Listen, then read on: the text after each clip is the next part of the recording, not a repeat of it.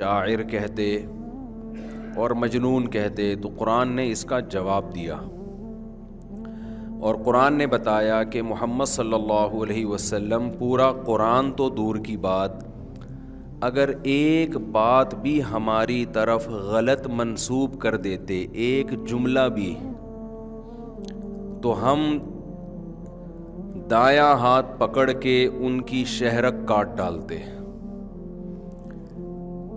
یعنی ہم ان کو پنپنے نہیں دیتے۔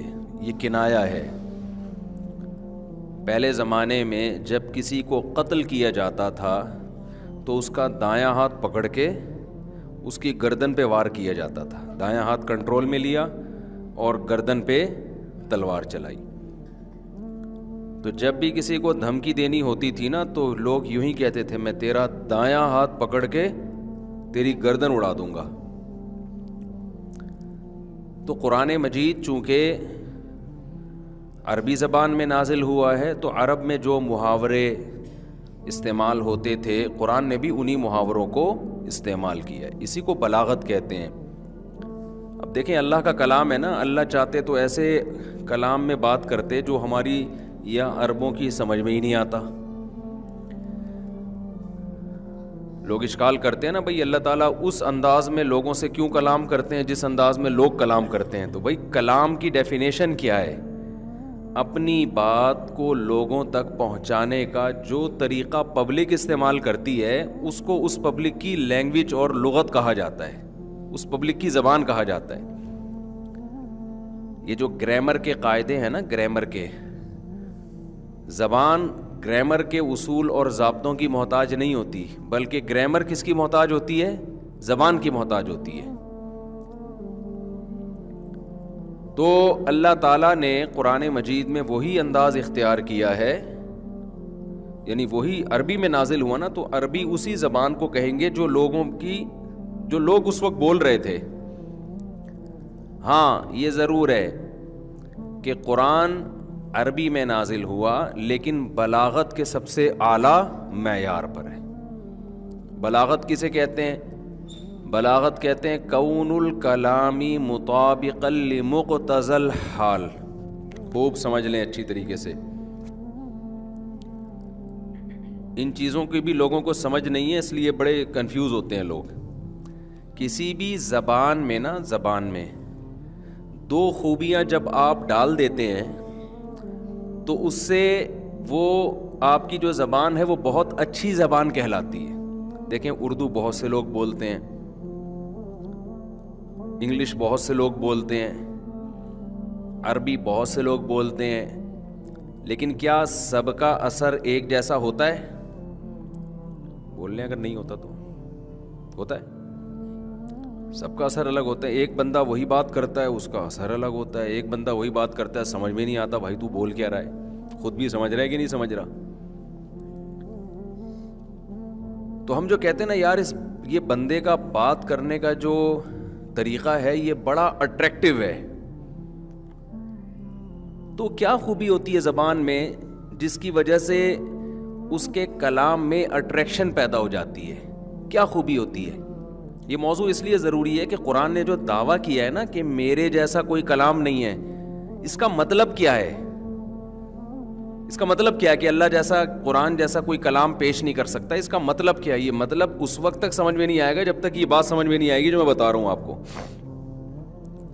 قرآن کہتا ہے نا میرے جیسا کوئی کلام نہیں، کیا مطلب؟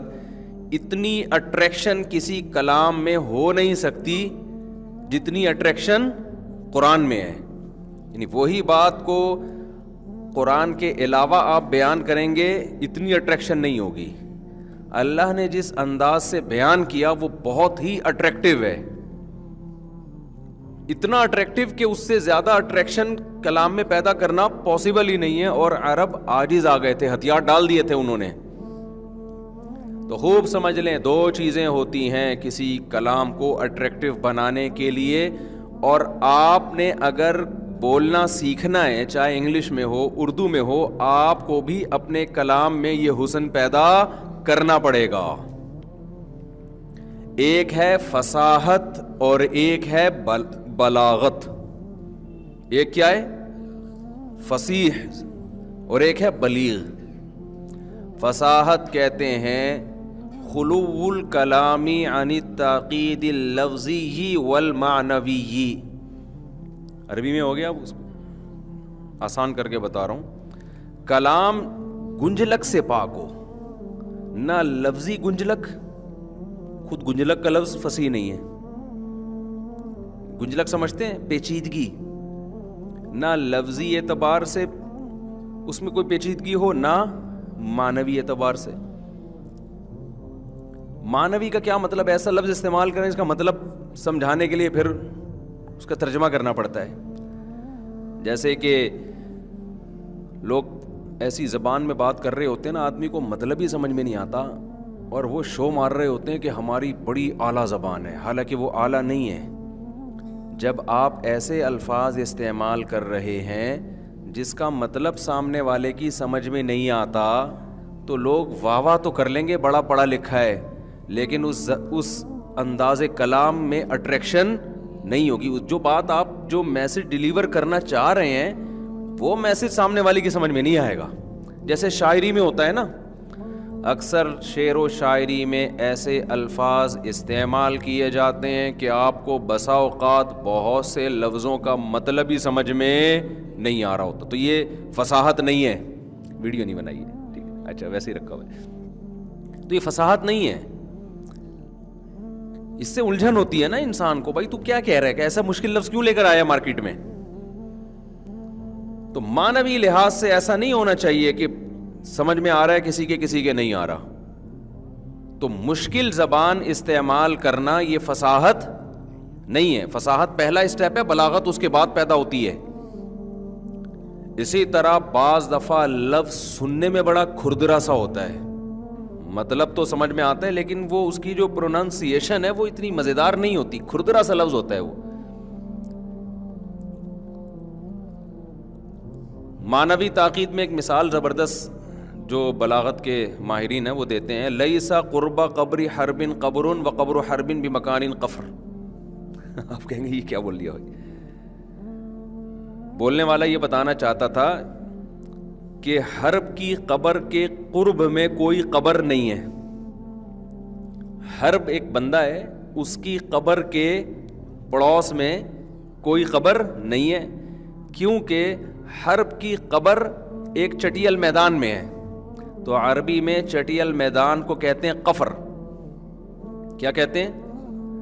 اور نزدیک کو کیا کہتے ہیں؟ قرب. لیسا کا معنی نہیں, لیسا قربا قبری حرب قبر, حرب کی قبر کے قرب میں کوئی قبر نہیں ہے. اب جب آپ یہ بات بولو گے کسی کو, حرب کی قبر کے قرب میں کوئی قبر نہیں ہے, بات تو صحیح ہے. اگلا بولے گا پتہ نہیں کیا کہہ رہے ہیں, مصعب نے کیا فرمایا, کیونکہ بعض لوگوں کی تقریر میں اس طرح کی اضافتیں چل رہی ہوتی ہیں. بات بالکل ٹھیک ہے, حرب کی قبر کے قرب میں کوئی قبر نہیں ہے, کیونکہ حرب کی قبر کو قفر میں ہے, قفر میں ہے نا, چٹیل میدان میں. لیسا قرب قبر حرب قبر و قبر حرب بمکان قفر. ٹھیک ہے نا. یہ تو میں نے مثال عربی کی دی ہے, اردو میں بھی ایسا ہوتا ہے. اتنا آدمی کو سگنل کو کیچ کرنے میں ٹائم لگتا ہے. تو یہ فصاحت نہیں ہے بھائی. اس کو آرام سے آپ کسی طرح سے ایکسپلین کریں, سمجھائیں کہ بندے کی سمجھ میں آئے. خاص طور پہ جب یہ لمبی تقریروں میں اس طرح کے کئی جملے آ جائیں گے تو سامنے والا ڈپریشن میں جانا شروع ہو جائے گا, جو کہ آج کل بہت سارے واعظین اور خطیبوں میں ایسا ہو رہا ہے. دوسری چیز کیا ہے, لفظی طور پر بھی جو ہے نا, یعنی اس میں وہ نہ ہو, پیچیدگی نہ ہو, اس میں کوئی ایسا چبھتا ایسا لفظ نہ ہو جو سننے میں مزہ نہ آ رہا ہو. اور بلاغت کہتے ہیں کون الکلامی مطابقا لمقتضى الحال, کہ اس وقت جو کنڈیشن ہے نا, آپ جو سمجھانا چاہ رہے ہیں, تو اس وقت کی حالت کیا تقاضا کر رہی ہے کہ کس قسم کا کلام ہونا چاہیے, اس کے حساب سے آپ کلام پیش کریں سامنے والے کے سامنے.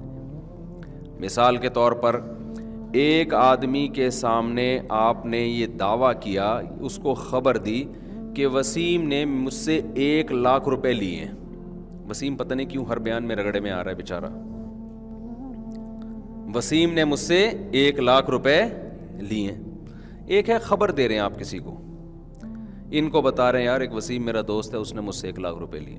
ٹھیک ہے بھائی, ایک سینٹنس آپ نے سبجیکٹ ورب آبجیکٹ کے ساتھ پیش کر دیا, آپ نے پاسٹ ماضی کے صیغے لگا دی اس میں. لیکن ایک ایسا شخص ہے کہ جو وسیم کا قریبی رشتہ دار ہے, اس کو پتہ ہے کہ آپ وسیم پر جھوٹی تہمتیں لگا رہے ہو. پورے محلے میں آپ نے مشہور کیا ہوا ہے کہ وسیم نے 1 لاکھ روپے لیے ہوئے ہیں. اس کی وجہ سے وسیم بھی ٹینشن میں, اس کے دوست احباب بھی ٹینشن میں. اور آپ کو پتہ ہے میں نے بولا وسیم نے 1 لاکھ روپے لیے اور میں پٹا. تو اب یہاں اگر یا تو بولو گے نہیں, بولو گے تو آپ بہت ساری تاکیدیں لگاؤ گے. آپ بولو گے بھائی بات سنو, لا الہ الا اللہ, اللہ کی قسم اٹھا کے میں کہتا ہوں کہ وسیم نے واقعی میں میرے 1 لاکھ روپے لیے ہیں. تم اس خبر کو جھوٹ, کیونکہ آپ کو پتہ ہے سامنے والا انکار کرے گا. جب انکار کا ڈر ہوتا ہے تو کلام میں تاکیدیں لگائی جاتی ہیں, قسمیں, جس کو عربی میں انا اور لام تاکید. بعض دفعہ کیا ہوتا ہے, آپ جب کوئی خبر کسی کے سامنے پیش کرتے ہیں, حصر کے ساتھ پیش کرتے ہیں, یہی ہے, یہی بندہ ہے. کبھی آپ کہتے ہیں یہ بندہ ہے, کبھی کہتے ہیں یہی ہے. خبر کو کبھی پہلے لے آئیں گے, جو خبر دے رہے ہیں اس بندے کا بعد میں تذکرہ. تو یہ کلام میں جو الٹ پلٹ ہوتی ہے نا, یہ جتنی الٹ پلٹ اس کنڈیشن کے لحاظ سے اس کے بالکل مطابق ہوگی, اتنا ہی کلام میں بلاغت پیدا ہوگی. سمجھ میں آ رہی ہے بات کہ نہیں آ رہی ہے؟ آپ نے دیکھا ہوگا لوگ کلام میں مبالغے پیدا کرتے ہیں بہت زیادہ, اس کا حقیقت سے تعلق نہیں ہوتا. مائیں بچوں کو کہہ رہی ہوتی ہے نا کہ میں تیرے دانت توڑ دوں گی, یہ بہت بلیغ کلام ہے. بچے کو مطلب سمجھ میں آ جاتا ہے کہ اب مما کا موڈ ٹھیک نہیں ہے. حالانکہ لفظی ترجمہ اس کا دیکھا جائے تو یہ تو 100% جھوٹ ہے. جب جھوٹ ہے تو فصیح و بلیغ کہاں سے ہو گیا؟ لیکن یہاں ماں کا بنیادی مقصد دانت توڑنا نہیں ہوتا. وہ کیا ہے, وہ بچے کو یہ سمجھانا چاہ رہی ہوتی ہے حشر نشر کر دوں گی. اسے پتا ہے کہ یہ جو مفہوم میں ڈیلیور کرنا چاہتی ہوں, یہ حشر نشر کا لفظ جب استعمال کروں گی تو بچے کی سمجھ میں نہیں آئے گا. اس کے لیے دانت توڑنے اور ٹانگیں توڑنے کا لفظ عین مناسب ہے. تو یہاں کلام میں حقیقت مراد نہیں ہوتی, مجاز مراد ہوتا ہے. تو قرآن میں بھی ایسا ہی ہے, قرآن میں بہت زیادہ مجاز کا استعمال بھی ہے, اس کے حقیقت مراد نہیں ہے. ایسا نہیں ہے کہ اس سے حقیقی معنی مراد لیے جائیں, وہ مجاز ہے. تو یہ قرآن بھی عربی میں نازل ہوا نا, تو جس زبان میں جو محاورے استعمال ہوتے ہیں وہ محاورے قرآن نے بھی استعمال کیے ہیں. کسراب بقیعۃ یحسبہ الظمآن ماء, تبھی تو قرآن میں مثالیں بہت ہیں. فرمایا کافر کی مثال جس کے پاس ہدایت کا راستہ نہیں ہے, اس کی مثال ایسے ہے جیسے ایک پانی کا سراب. ریگستان میں جب آپ سفر کرتے ہیں آپ کو پانی نظر آتا ہے, سڑک پہ بھی نظر آتا ہے, پیاسا خوش ہو جاتا ہے کہ شاید اب مجھے پانی مل جائے.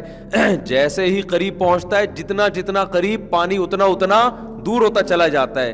اللہ یہ مثال دے رہے ہیں غیر مسلم کی, کافر کی, جس کے پاس ہدایت کا راستہ نہیں ہے.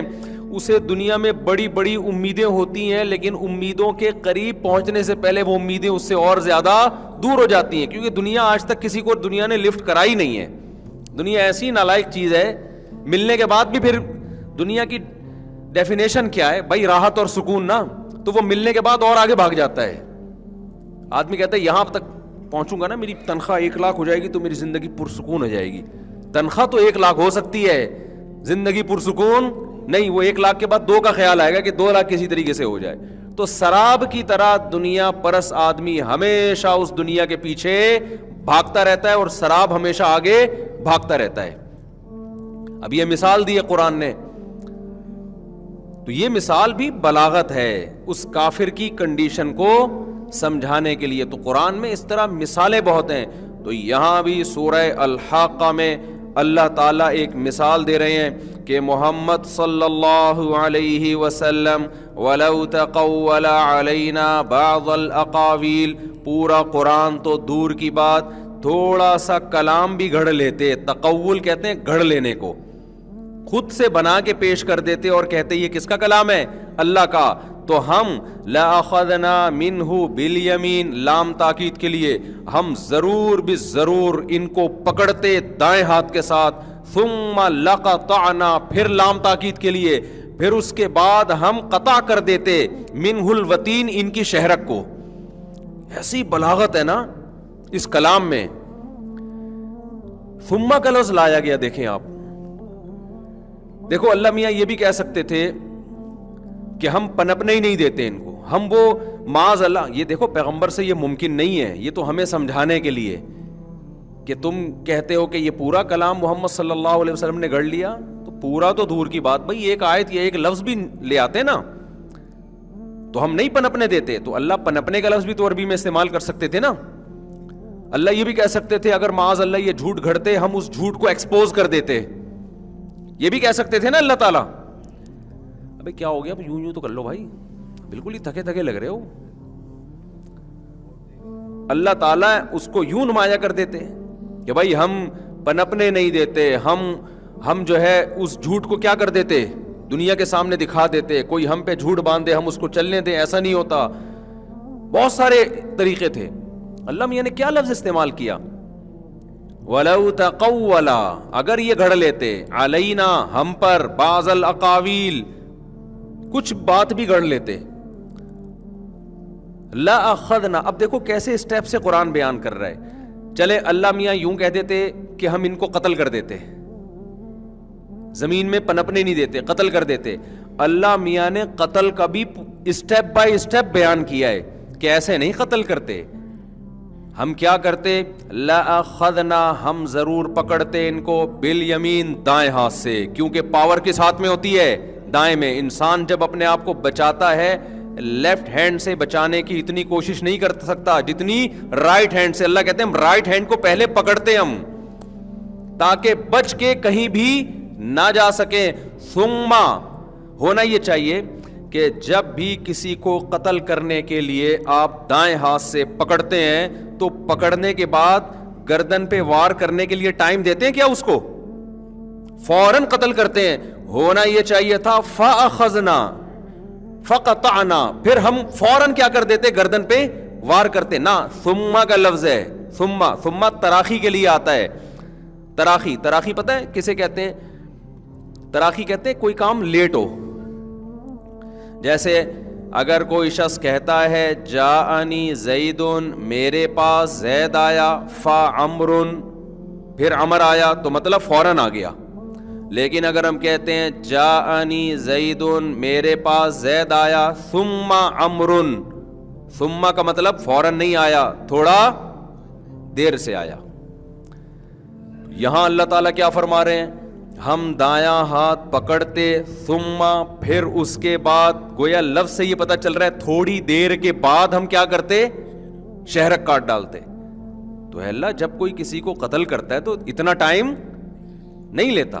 اصل میں یہاں اس کو کہتے ہیں ثم, یہ جو تراخی کے لیے ہے نا, یہ بیان میں تراخی کے لیے ہے. بیان کا مطلب یہ ہے کہ جب کسی چیز کو بڑے اہتمام سے بیان کیا جاتا ہے تو ایک سینٹنس کہنے کے بعد انسان تھوڑی دیر صبر کرتا ہے, رکتا ہے, تاکہ پہلے والے جملے کا مفہوم اچھی طرح آپ کی کھوپڑی شریف میں بیٹھ جائے, اس کا مطلب سمجھ میں آ جائے. پھر وہ کہتا ہے ٹھہرو ذرا, میں اس کے بعد اب تمہیں دوسری بات بتاتا ہوں کہ اگلا اسٹیپ میرا کیا ہوگا. یہ دونوں کام ہوتے تو کنٹینیو ہیں فوراً, لیکن سامنے والے کے دماغ میں بٹھانے کے لیے کہ ہم تمہیں رک کے یہ جملہ بتائیں گے, کیونکہ ایک ایک سینٹنس کی ہماری نظر میں ویلیو ہے. ایسا نہ ہو دونوں سینٹنس کو ملا کے تم سمجھو ایک ہی جملے میں اللہ نے یہ بات کہہ دی ہے. بہت مشکل ہے بھائی بات سمجھانا. تو اس لیے اللہ نے گویا اللہ تعالیٰ یوں سمجھا رہے ہیں کہ ہم اگر یہ ہم پر کوئی ذرہ برابر جملہ بھی گھڑ لیتے تو پہلے ہم ان کا دایاں ہاتھ پکڑتے, اس کے بعد ہم بتاتے ہیں کہ پھر کیا کرتے. گویا اللہ کہہ رہے ہیں اب ادھر ٹھہر جاؤ, ٹھیک ہے نا. دونوں کام بڑے اہتمام سے ہوں گے, دایاں ہاتھ پکڑیں گے, پھر اس کے بعد تسلی کے ساتھ, تاکہ کوئی شخص بچ نہ سکے جو ہم پہ جھوٹ باندھے, پھر ہم ان کی شہرک پہ ڈائریکٹ حملہ کرتے. تو یہ سب بلاغت ہے سمجھانے کے لیے کہ یہ ہو ہی نہیں سکتا کہ محمد صلی اللہ علیہ وسلم ہم پر جھوٹ باندھیں اور ہم آپ کو اتنے آرام سے چھوڑ دیں اور بدر میں بھی فتوحات دیں, احد میں شکست کے بعد پھر دوبارہ فتوحات دے دیں, پھر خندق میں بھی فتوحات ملیں, پھر اس کے بعد مکہ بھی فتح ہو, پھر مکہ فتح ہونے کے بعد اسلامی فوجیں دنیا میں پھیلنا شروع ہو جائیں اور جناب بڑی بڑی خلافتیں قائم ہو جائیں. یہ سب